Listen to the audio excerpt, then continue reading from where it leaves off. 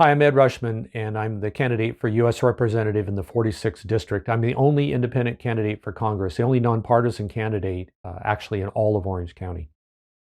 This is on abortion, and it's probably one of the most divisive issues in the country. And it's one that's been driven a lot by money. Billions and billions and billions of dollars are at stake here.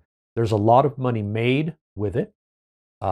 Very large organizations are taking in money from various sources. Many billionaires, if not most, well, probably most, billionaires are very, very much behind it. People that are in entertainment are behind it. People in universities are behind it. And you might think that abortion must be fine if everybody seems to want it. But in history, that hasn't usually been the case.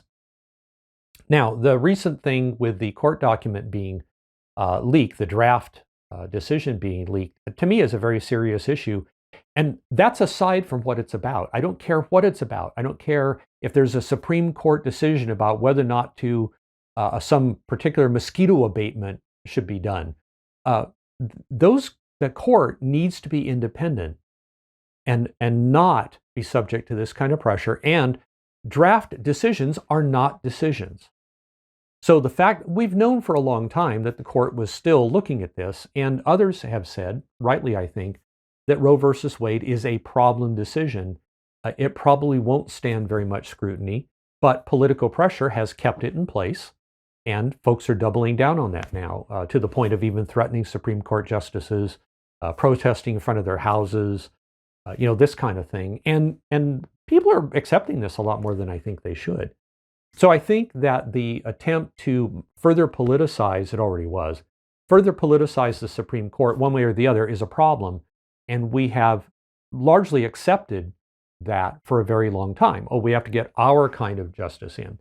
No, what we need are people that are really good justices, and we haven't done that in a while. It's really just become a political thing.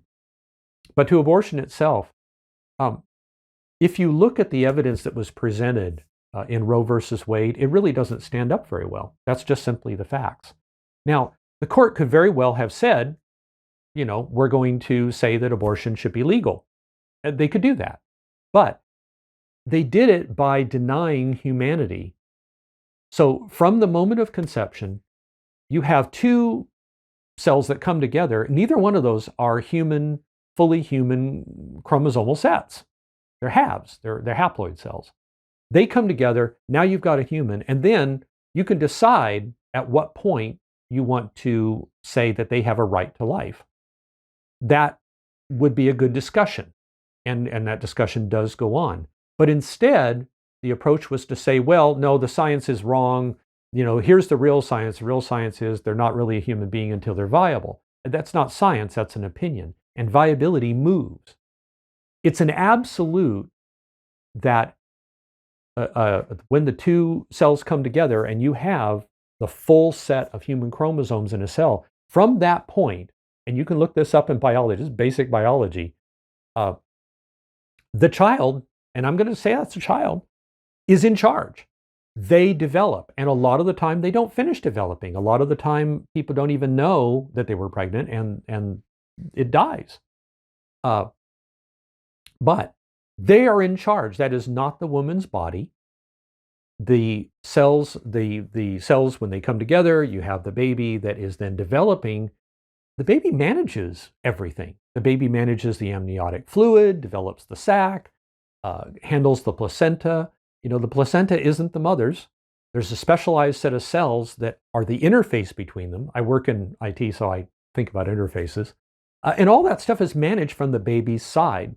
The woman's body simply provides a place to connect onto, and then provides exchange of gases, both oxygen coming in, carbon dioxide going out, nutrients, a certain amount of and waste goes out across that shared barrier, that membrane. Why am I going to the biology? Because nobody else is. Really, it's all just anger and shouting and screaming.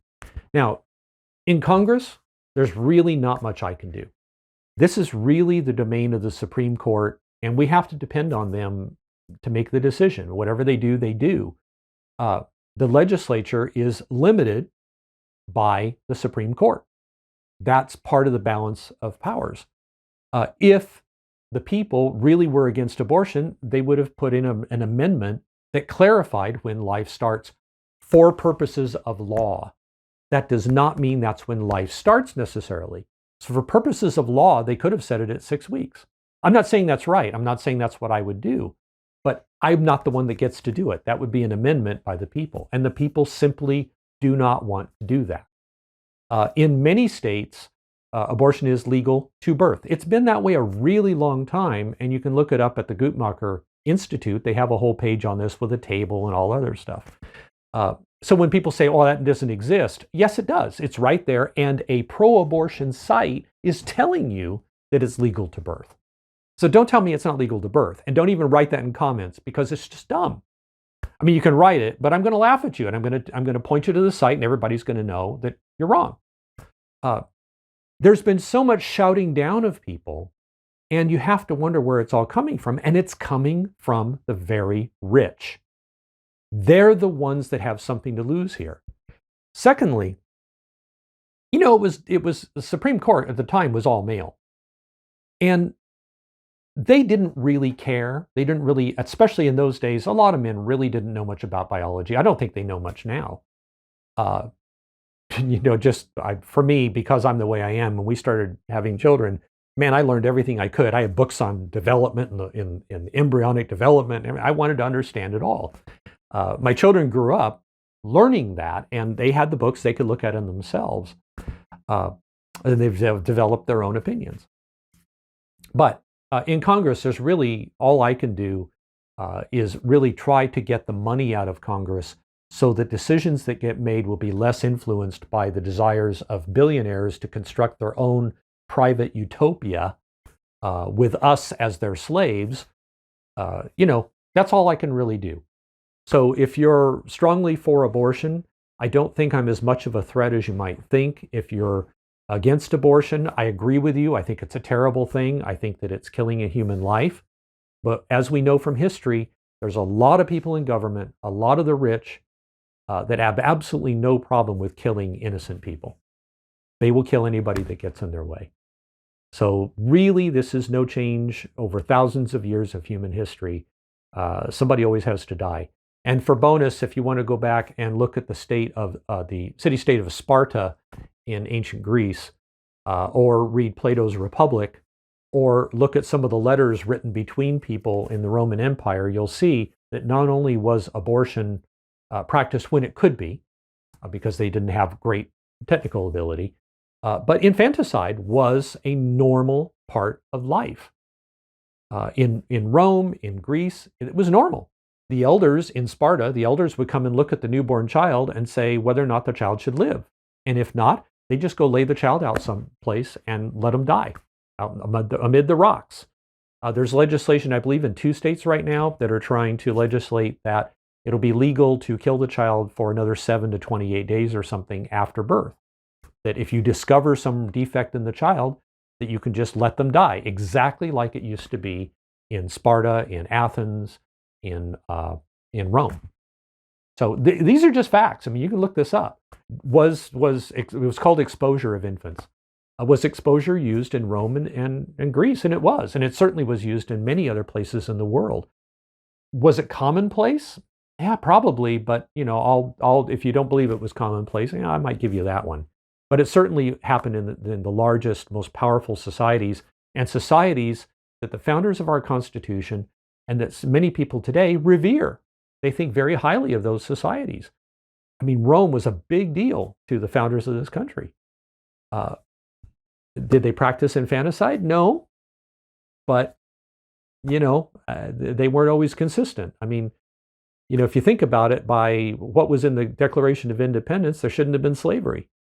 We'll open that can of worms sometime. Slavery shouldn't have existed, but the founders let it.